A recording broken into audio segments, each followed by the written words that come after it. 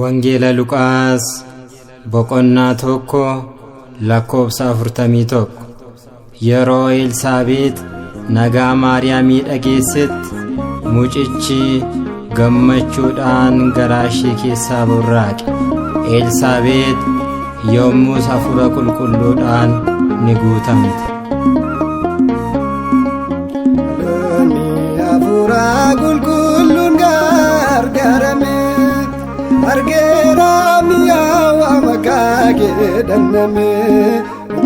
Maariyaam guddaasee jaallanna kanaaf maqaa kee ol kaasnee faarfanna.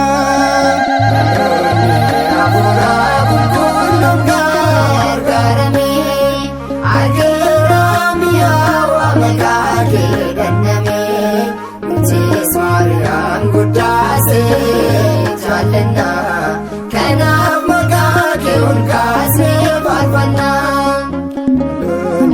Hafuura qulqulluun gargaarame argeera mi'aawaa maqaa kee dhanname.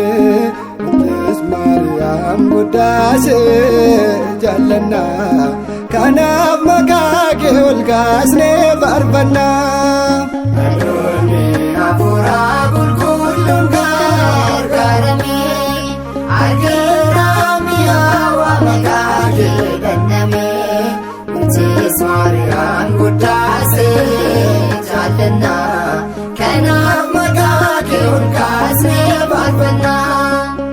Maariyaam jennee nagaa arganne baaduuf kan turre firii keen jiraanne ergaa Waaqayyoo taa'oobsee abdanna araarsummaa keen fayyuuni amaanna.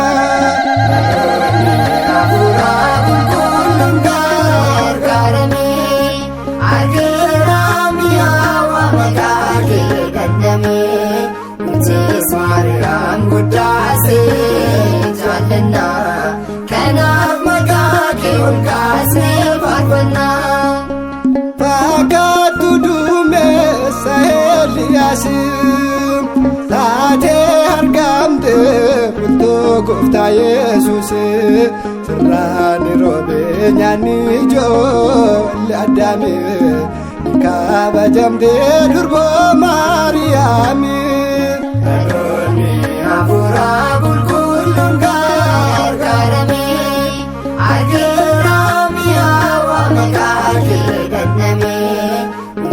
Maariyaam guddaasee jaallanna kanaaf maqaa kee ol kaasnee faarfanna.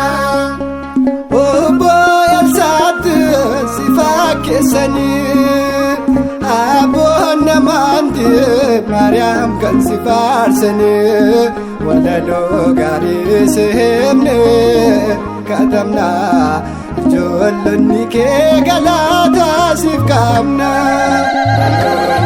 Hafuura qulqulluun gargaarame argeera mi'aawaa maqaa kee dhanname.